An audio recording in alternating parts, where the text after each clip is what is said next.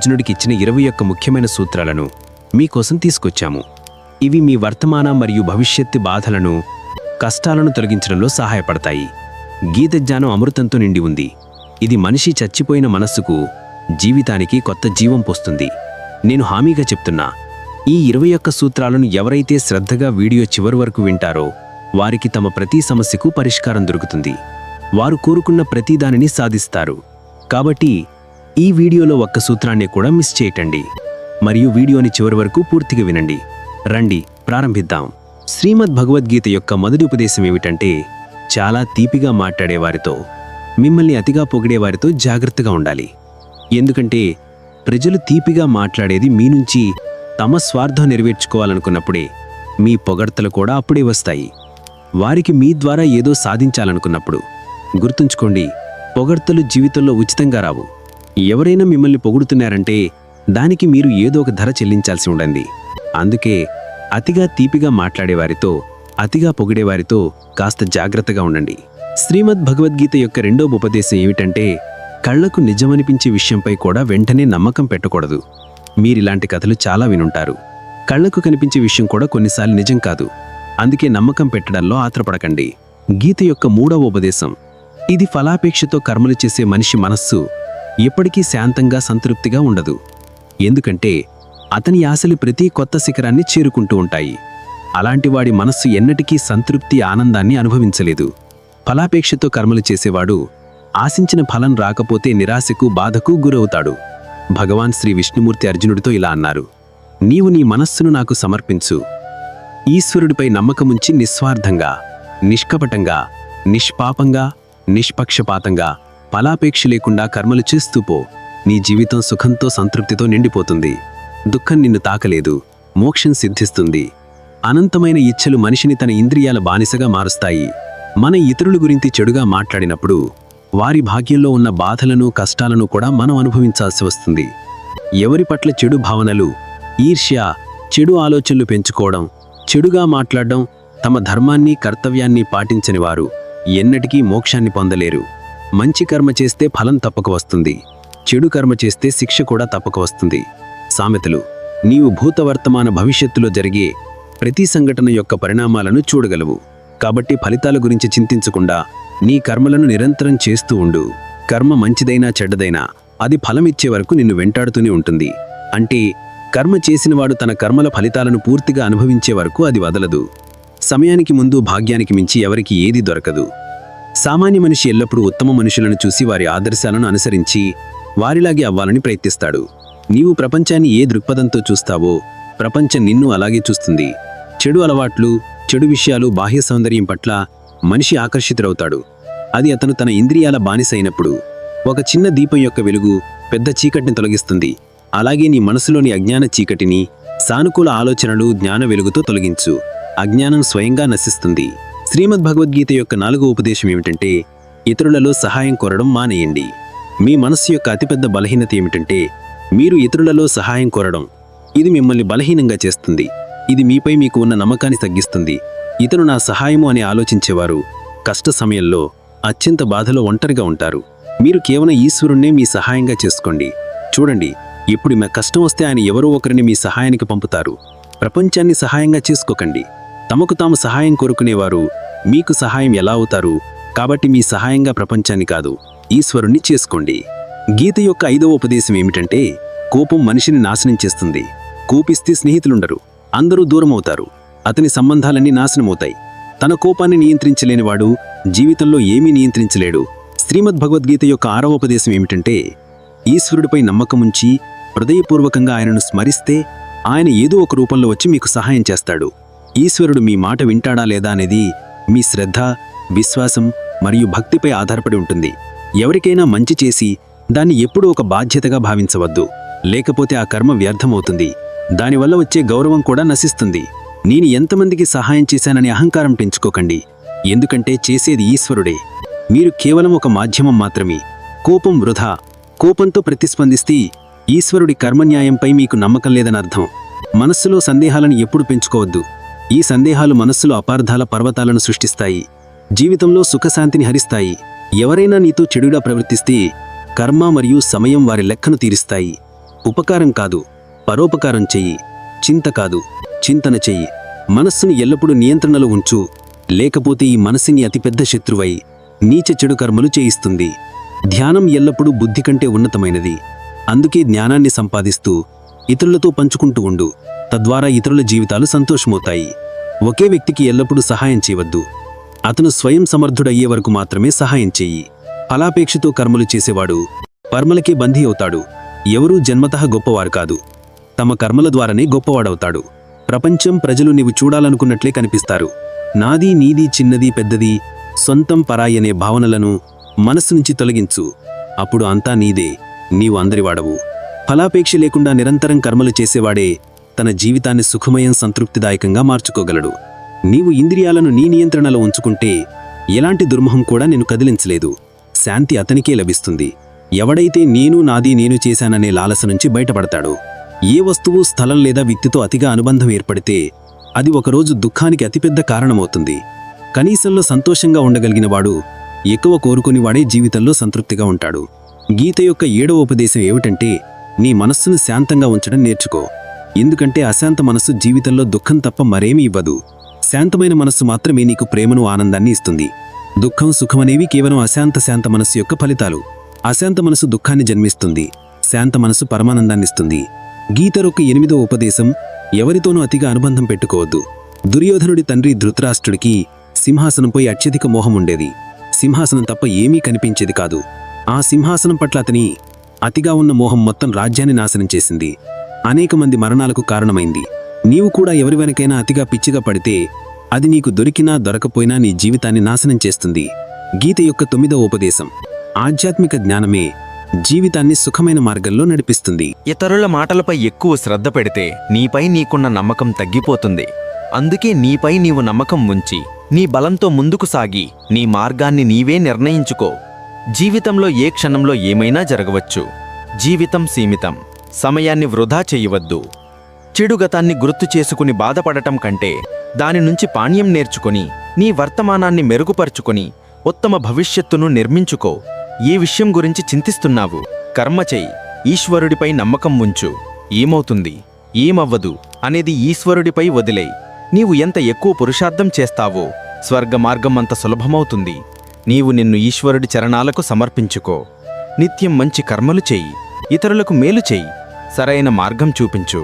జ్ఞానవంతుడు ఎన్నటికీ కామసుఖాలలో ఆనందం పొందడు. అందుకే దానిగా మారు. జరిగినది మంచిగా జరిగింది. జరుగుతున్నది మంచిగా జరుగుతోంది. జరగబోయేది కూడా మంచిగానే జరుగుతుంది. వేదాలు, పురాణాలు చదవడం వల్ల ప్రయోజనం లేదు. వాటిలో చెప్పిన విషయాలను నీ జీవితంలో అమలు చెయ్యకపోతే రావణుడు బుద్ధిమంతుడే కాని జ్ఞాని కాదు. అతని అజ్ఞానం అతన్ని కోపిష్టిగా, కామాంధుడిగా, అహంకారిగా మార్చింది. అదే అతని మరణానికి కారణమయ్యింది. నేను అన్ని ప్రాణులను సమానంగా చూస్తాను.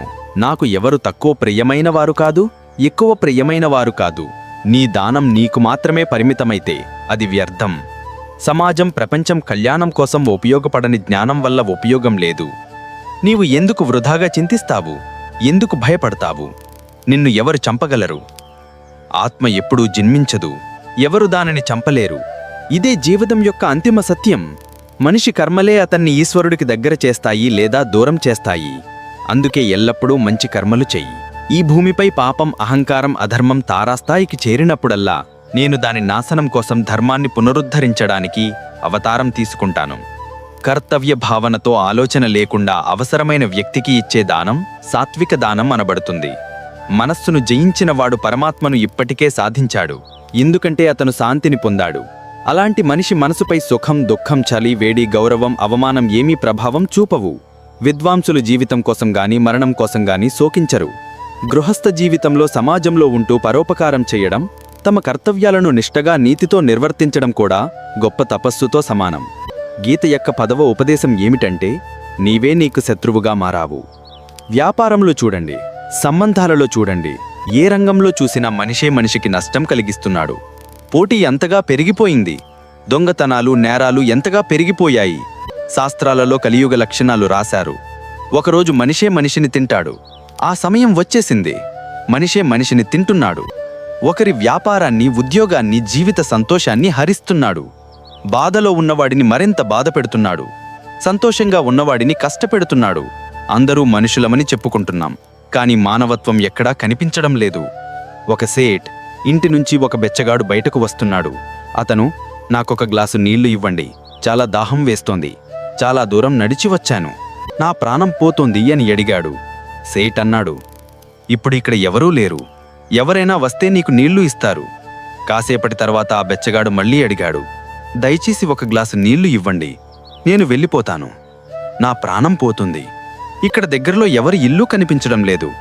సేట్ మళ్ళీ అన్నాడు, నేను చెప్పాను కదా, ఎవరైనా వస్తే నీకు నీళ్లు ఇస్తారు. అప్పుడు ఆ బెచ్చగాడు సేట్తో అన్నాడు, మీరే ఒక మనిషిగా ఎందుకు మారరు? కాసేపు మీరే మనిషిగా మారండి. ఈ రోజుల్లో ఇదే జరుగుతోంది. ఎవరూ మనిషిగా మారడానికి సిద్ధంగా లేరు. అందరూ ఒకరినొకరు నొప్పించడంలో, ఒకరి ప్రయోజనం కోసం ఉన్నారు. అందుకే కలియుగాన్ని స్వార్థ యుగం అంటారు.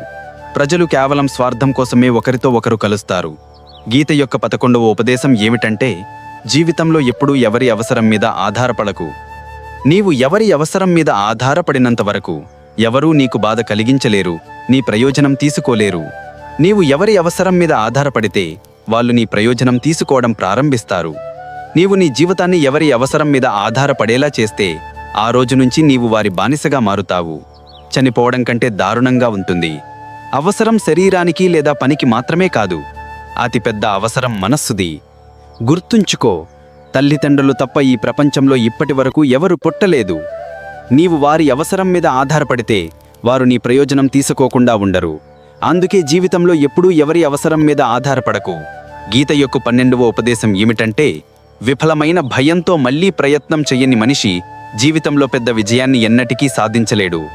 కోపం గందరగోళాన్ని సృష్టిస్తుంది. గందరగోళం బుద్ధిని కలవరపెడుతుంది. బుద్ధి కలవరపడితే తర్కం నశిస్తుంది. తర్కం నశిస్తే మనిషి నాశనమవుతాడు. పెద్ద విజయం ఒక తాళంలో బంధించబడి ఉంటుంది. అది 5 తాళాలతో తెరుచుకుంటుంది. సానుకూల ఆలోచన, ఏకాగ్రత, నిజమైన శ్రద్ధ, దృఢ సంకల్పం మరియు నిరంతరం ప్రయత్నం. నిష్పక్షపాతంగా, నిస్వార్థంగా కర్మలు చేయకుండా మోక్షం ఆశించడం వ్యర్థం. మనిషి తన ఇంద్రియాలకు లోనైనప్పుడు కామం, సోమరితనం, లోభం వంటి చెడు అలవాట్లు మనస్సును ఆక్రమిస్తాయి. లక్ష్య సాధన కోసం కర్మలో పూర్తి సమర్పణ చాలా అవసరం. దీనికోసం ధనలాలసను మనస్సు నుంచి తొలగించి నీ కర్మపై దృష్టి కేంద్రీకరించాలి. కర్మ గురించి శ్రీ విష్ణుమూర్తి అర్జునుడితో ఇలా అన్నారు, అర్జున, నీవు కర్మ చేయడానికి అధికారం కలవాడివి, కాని దాని ఫలితానికి కాదు. ఫలపేక్ష లేకుండా కర్మ చేసినప్పుడే నీవు ఫలితానికి అర్హుడవవుతావు. కోపం ఆలోచించే శక్తిని హరిస్తుంది. దీనివల్ల సరైన నిర్ణయం తీసుకోవడం కష్టమవుతుంది. ఫలపేక్షా లోపంతో కర్మలు చేస్తే ఆ కర్మ ఎన్నటికీ నీ ఆశలకు తగిన ఫలితాన్ని ఇవ్వదు. చెడు కర్మ నుంచి విముక్తి పొందడానికి ఉత్తమ మార్గం ఏమిటంటే, మనస్సులో మంచి ఆలోచనలను రానివ్వడం, సానుకూలంగా ఆలోచించడం. మనిషి మనస్సు మార్పు చెందేది. మనం ఎలా ఆలోచిస్తామో మన అలవాట్లు ఎలా రూపొందుతాయో అది మనం ఎక్కువ సమయం గడిపే వ్యక్తులు, వాతావరణంపై ఆధారపడి ఉంటుంది. మనిషి జీవితంలో చూసినా, విన్నా, అర్థం చేసుకున్న దానినే చేస్తాడు. ఎవడైతే మంచి కర్మ చేస్తూ దానినే తన సౌభాగ్యంగా, పురస్కారంగా భావిస్తాడో అతనికి కర్మఫలం ఆశించిన దానికంటే ఎక్కువగా లభిస్తుంది. పెద్ద లక్ష్యాలను సృష్టించడానికి, కలలను నిజం చెయ్యడానికి ముందుగా నువ్వు కల్పనాశీలిగా మారాలి. గీత యొక్క 13వ ఉపదేశం ఏమిటంటే, ఏ సంబంధంలో మర్యాదలు తప్పితే అక్కడ నాశనమే జరుగుతుంది. ఎవరైతే సంబంధాలలో తమ మర్యాదలను ఉల్లంఘిస్తారో ఆ సంబంధం ఎన్నటికీ నిలబడదు. సంబంధం కొనసాగడానికి ఇద్దరూ ఒకరినొకరు గౌరవించాలి, విలువ ఇవ్వాలి, తమ పరిమితులను దాటకూడదు. మర్యాదలేని, గౌరవం లేని సంబంధం ఈ రోజు కాకపోతే రేపు నాశనమవుతుంది. గీత యొక్క 14వ ఉపదేశం ఏమిటంటే, ముందు అపనపణం చూపించి వెనుక నీకు నష్టం కలిగించే వారి నుంచి దూరంగా ఉండు. శ్రీ విష్ణుమూర్తి ఇలా అన్నారు, అలాంటివారు ఒక కుండలాంటివారు. దాని బయట అమృతం ఉంటుంది, కాని లోపల విషం నిండి ఉంటుంది. నీవు అమృతం అనుకుని తాగితే అది విషమే. అలాంటి వారిని విషంలా వదిలేయాలి. వారు అపనపనం చూపించి వెనుక నీకు నష్టం కలిగిస్తారు. గీత యొక్క 15వ ఉపదేశం ఏమిటంటే, నీ సంతోషాన్ని, బాధను అందరి ముందు బయటపెట్టకు. నీ సంతోషం చూసి ప్రజలు ఈర్ష్యపడతారు. నీ బాధలో నిన్ను ఎగతాళి చేస్తారు. నీ సంతోషంతో ఎవరు సంతోషించరు, వారికి ఈర్ష్య కలుగుతుంది. ప్రతి కన్నీటిని కంటిలో పెట్టుకో. ప్రతి గాయాన్ని అందరికీ చూపించకు. ఇక్కడ ప్రజలు చేతిలో ఉప్పు పట్టుకుని తిరుగుతారు కాబట్టి నీ బాధను అందరికీ చూపించకు. నీ మనసు స్థితిని నీలోనే ఉంచుకో. అర్థం చేసుకునే సామర్థ్యం ఉన్నవారికి మాత్రమే చెప్పు. గీత యొక్క 16వ ఉపదేశం ఏమిటంటే, జీవితంలో కొత్తది ప్రారంభించడానికి పాతదాన్ని పూర్తిగా తొలగించాలి. శ్రీ విష్ణుమూర్తిని కుంతిదేవి ఇలా అడిగింది, ఓ విష్ణుమూర్తి, నువ్వెందుకు ఇంత పెద్ద యుద్ధం జరిగేలా చేశావు?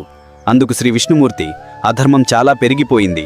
ఈ అధర్మాన్ని పూర్తిగా నాశనం చేసి కొత్త యుగాన్ని తీసుకురావడానికి పాతదాన్ని నాశనం చేయడం అవసరం అన్నారు. ఒక పాత భవనం పూర్తిగా శిథిలమైపోతే దాన్ని పూర్తిగా కూల్చి కొత్తగా నిర్మిస్తారు. అలాగే నీ జీవితంలో కొత్తది చెయ్యాలంటే పాతదాన్ని పూర్తిగా తొలగించాలి. గీత యొక్క 17వ ఉపదేశం ఏమిటంటే, జీవితంలో నీవు ఒంటరిగా ఉన్నప్పుడు ఈ సత్యాన్ని గట్టిగా గుర్తుంచుకో. నీవు ఈ ప్రపంచంలో ఒంటరిగా వచ్చావు, ఒంటరిగానే వెళ్తావు. వాస్తవంగా ఇక్కడ ఎవ్వరూ నీ సొంతం కాదు. ఒకరోజు నీకు జన్మనిచ్చిన తల్లిదండ్రులు కూడా నిన్ను వదిలి వెళ్ళిపోతారు. అలాంటప్పుడు ఇతరుల నుంచి ఏమీ ఆశించడం ఎందుకు? ఎవరైనా నీ సహవాసాన్ని వదిలేస్తే ఈశ్వరుడు ఎల్లప్పుడూ నీతో ఉంటాడని గుర్తుంచుకో. ఆయన నిన్ను ఎన్నటికీ వదలడు. గీతలో శ్రీ విష్ణుమూర్తి అర్జునుడితో ఇలా అన్నారు, మనిషి నన్ను నమ్మినా నమ్మకపోయినా నేను అతని సహవాసాన్ని ఎన్నటికీ వదలను. ఎందుకంటే అందరూ నా సంతానమే. మనిషిని ఈశ్వరుడి అంశంగా చెప్పారు. అందుకే మనిషిని ఈశ్వరుడి సంతానం అంటారు. కాబట్టి ఒంటరితనం వల్ల ఎన్నటికీ బాధపడకు, భయపడకు. తప్పుడు వ్యక్తితో ఉండడానికి భయపడు. ఒక సామెత ఉంది, something is better than nothing. అంటే ఏదో ఒకటి ఉండడం ఏమీ లేకపోవడం కంటే మంచిది. కానీ మరో సామెత, nothing is better than nonsense. అంటే విషయం లేని వారితో ఉండడం కంటే ఒంటరిగా ఉండడమే మంచిది. అందుకే గీత యొక్క ఈ ఉపదేశం ప్రతి మనిషికి చాలా ముఖ్యం. ఒంటరిగా ఉన్నానని బాధపడడం, భయపడడం మానేయండి. ఎందుకంటే ఇక్కడ ఎవరు ఎవరి సొంతం కాదు. గీత యొక్క 18వ ఉపదేశం ఏమిటంటే, నీ ధనం, నీ స్థానం, నీ బలం గురించి ఎన్నటికీ అహంకారం చెయ్యకు. దుర్యోధనుడికి తన వద్ద భీష్ముడు, ద్రోణాచార్య, కర్ణుడు వంటి యోధులు ఉన్నారని తన ధనం, స్థానం, బలం గురించి చాలా అహంకారం ఉండేవి. కానీ ఆ అహంకారమే ఒకరోజు అతని నాశనానికి కారణమయ్యింది. తమ డబ్బు, బలం గురించి అహంకారంతో ఇతరులను తక్కువ చేసేవారు, ఇతరులను బాధపెట్టేవారు ఒకరోజు వారి తప్పే వారి నాశనానికి కారణమవుతుంది. కాబట్టి జీవితంలో నీవు ఎంత విజయవంతుడైనా, ఎంత గొప్పవాడివైనా ఆ అహంకారాన్ని ఇతరులకు ఎన్నటికీ చూపించకు. గీత యొక్క 19వ ఉపదేశం ఏమిటంటే, శ్రీ విష్ణుమూర్తి అర్జునుడితో ఇలా అన్నారు, అర్జున, మరణం జీవితం యొక్క ఆటల సత్యం. దాన్ని కొంత సమయం వరకు ఆయుధం చేయవచ్చు, కానీ తప్పించలేం. ఈ శరీరం అద్దెలిలా. మనం ఎక్కడ కొంతకాలం అతిథులం. శరీరం నశించేది, కానీ ఆత్మ అమరం. జరగవలసినది ఎవరూ ఆపలేరు. జరగనిది గురించి శోకించడం, చింతించడం అంటే స్వయంగా కష్టాలను పెంచుకోవడం. జన్మించిన ప్రతి ఒక్కరూ మరణిస్తారు, మరణించిన వారు మళ్ళీ జన్మిస్తారు. కాబట్టి అటలమైన దాని గురించి నీవు శోకించకూడదు. సత్యం నుంచి ఎన్నటికీ పారిపోలేం. కాబట్టి సత్యాన్ని స్వీకరించడంలోనే మన తెలివితేటలు ఉన్నాయి. జ్ఞానపూర్వకంగా అబద్ధాన్ని సత్యంగా భావించడం అతిపెద్ద అపార్థం. వ్యక్తిగత ఆలోచనలు కూడా అపార్థాలకు జన్మనిస్తాయి. కాబట్టి నీ వ్యక్తిగత ఆలోచనలను ఇతరులపై ఎన్నటికీ రుద్దకు. కామం, కౌపం, లోభం ఇవి నరకానికి 3 ద్వారాలు. మోక్షం లేకుండా జన్మమరణ చక్రం నుంచి విముక్తి లేదు. 20వ ఉపదేశం ఏమిటంటే, నీకు ప్రేమ, గౌరవం లేని చోట ఎన్నటికీ వెళ్లకు. మహాభారత యుద్ధం ప్రారంభమయ్యే ముందు శ్రీ విష్ణుమూర్తి హస్తినాపురం వెళ్లారు, పాండవుల తరపున శాంతి ప్రతిపాదనతో. అప్పుడు శకుని దుర్యోధనుడితో, ఈ విష్ణుమూర్తి చాలా మాయావి. ఆయన మన పక్షంలోకి వస్తే పాండవులు ఓడిపోతారు. కాబట్టి ఆయన సేవ చేయి, ఆయనను నీ ఇంటికి ఆహ్వానించు, సంతోషపెట్టు అన్నాడు. శ్రీ విష్ణుమూర్తి హస్తినాపురం చేరుకున్నప్పుడు దుర్యోధనుడు ఆయన తన ఇంటికి ఆహ్వానించి, నా ఇంట్లో ఉండండి, నా ఆతిథ్యాన్ని స్వీకరించండి, నా ఇంట్లో భోజనం చేయండి అన్నాడు. అప్పుడు శ్రీ విష్ణుమూర్తి దుర్యోధనుడితో ఇలా అన్నారు, దుర్యోధన, మనిషి ఎవరి ఇంట్లో భోజనం చేయాలంటే లేదా ఎవరి ఇంటికి వెళ్ళాలంటే ఆ వ్యక్తితో చాలా ప్రేమ ఉండాలి, లేదా జీవితంలో ఏదైనా పెద్ద సమస్య ఉండాలి. నా జీవితంలో ఎలాంటి సమస్య లేదు, నీకు నాపై ఎలాంటి ప్రేమ లేదు. కాబట్టి నీ ఇంటికి నేను రాను. నీవు నన్ను నీ ఇంటికి పిలుస్తున్నావు కేవలం నీ స్వార్థం కోసమే. స్వార్థపరుల ఇంటికి ఎన్నటికీ వెళ్ళకూడదు. ఈ ఉపదేశం నుంచి మనకిది నేర్చుకోవాలి. నీ పట్ల ప్రేమ, గౌరవం లేని చోట నీవు ఎన్నటికీ ఉండకూడదు. నీకు విలువ ఇచ్చే, నిన్ను గౌరవించే, నీపై ప్రేమ చూపే చోట మాత్రమే ఉండు. స్నేహితులరా, శ్రీ విష్ణుమూర్తి చెప్పిన 21 సూత్రాల నుంచి మీరు ఏమైనా నేర్చుకుంటే కామెంట్లో జై శ్రీరామ్ అని తప్పక రాయండి. ఈ సూత్రాలు కేవలం వినడానికి లేదా చదవడానికి మాత్రమే కాదు, వీటిని మీ రోజువారీ జీవితంలో ఆచరించండి. ఒక చిన్న మార్పు మీ జీవితాన్ని పూర్తిగా మార్చేస్తుంది. ఈ గీత ధ్యానం మీలో ఒక కొత్త ఉత్సాహాన్ని, కొత్త ఆలోచనలను నింపుతుంది. ఎప్పుడైనా మీరు జీవితంలో కష్టాలను ఎదుర్కొంటే ఈ సూత్రాలను గుర్తు చేసుకోండి.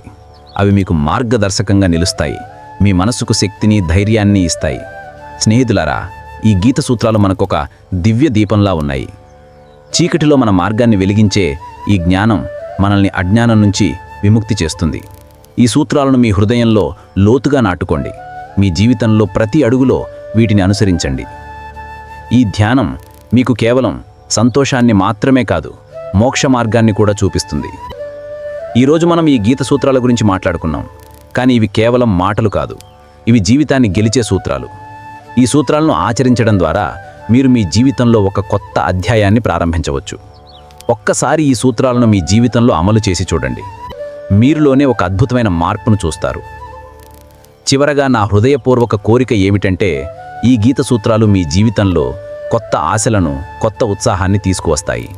మీరు ఎక్కడ ఉన్నా, ఏ స్థితిలో ఉన్నా, ఈ జ్ఞానం మీకు ఎల్లప్పుడూ మార్గదర్శనం చేస్తుంది. ఈ సూత్రాలను మీ జీవితంలో ఒక భాగం చేసుకోండి. మీ చుట్టూ ఉన్నవారికి కూడా ఈ జ్ఞానాన్ని అందించండి. ఒకరి జీవితంలో మంచి మార్పు తీసుకొచ్చే అవకాశం మీకు ఉంది. దానిని వదులుకోకండి. స్నేహితులారా, మీ అందరి జీవితంలో సుఖం, శాంతి, సంతోషం నిండిపోవాలని, ఈ గీత సూత్రాలు మీకు ఎల్లప్పుడూ మార్గదర్శనం చేయాలని ఈశ్వరుడిని ప్రార్థిస్తున్నాను. మీరు ఎప్పుడూ సానుకూలంగా ఆలోచించండి, మంచి కర్మలు చెయ్యండి, మరియు ఈశ్వరుడిపై నమ్మకం ఉంచండి. ఆయన ఎప్పుడూ మీతో ఉంటాడు, మీకు సరియైన మార్గాన్ని చూపిస్తాడు. స్నేహితులారా, ఈ శ్రీమద్భగవద్గీత సూత్రాలు మన జీవితంలో ఒక అమూల్యమైన నిధి. ఈ సూత్రాలు కేవలం ధ్యానంతో నిండిన మాటలు మాత్రమే కాదు, మనల్ని దుఃఖం నుంచి బయటకు తీసుకొచ్చి సుఖం, శాంతి, సంతోషం వైపు నడిపించే దివ్య మార్గం. ఈ సూత్రాలను మీ జీవితంలో ఒక భాగం చేసుకోండి. మీ చుట్టూ ఉన్నవారికి కూడా ఈ ధ్యానాన్ని అందించండి. ఒకరి జీవితంలో కాంతిని నింపగలిగితే అది మన జీవితానికి అతిపెద్ద సార్థకత. మీరు ఈ వీడియోను చూసినప్పుడు మీ హృదయంలో ఒక కొత్త ఆశ, కొత్త ఉత్సాహం పుట్టాలని కోరుకుంటున్నాను. ఈ గీత సూత్రాలు మీకు ఎప్పుడూ మార్గదర్శనం చేస్తాయి. మీ జీవితంలో కష్టాలు వచ్చినప్పుడు మీకు ధైర్యాన్ని, శక్తిని ఇస్తాయి. మీరు ఎప్పుడూ ఈశ్వరునిపై నమ్మకం ఉంచండి. ఆయన మీతో ఎల్లప్పుడూ ఉంటాడు, మీకు సరైన మార్గాన్ని చూపిస్తాడు. స్నేహితులారా, మా ఛానల్ మీకు ఇలాంటి ఆధ్యాత్మిక జీవన సూత్రాలను అందిస్తూనే ఉంటుంది. మీ ప్రేమ, మీ మద్దతు మాకు ఎప్పుడూ ప్రేరణగా నిలుస్తాయి. కాబట్టి ఈ వీడియోను లైక్ చేయండి, మీ స్నేహితులతో, కుటుంబ సభ్యులతో షేర్ చేయండి, మరియు సబ్స్క్రైబ్ చేయటం మర్చిపోకండి. మీ ఒక్క కామెంట్, ఒక్క లైక్ మాకు చాలా ఆనందాన్ని, ప్రోత్సాహాన్ని ఇస్తుంది. మీ అందరి జీవితంలో శ్రీ విష్ణుమూర్తి ఆశీస్సులు ఎల్లప్పుడూ ఉండాలని, మీ జీవితం సుఖమయం, శాంతిమయం, సంతోషమయం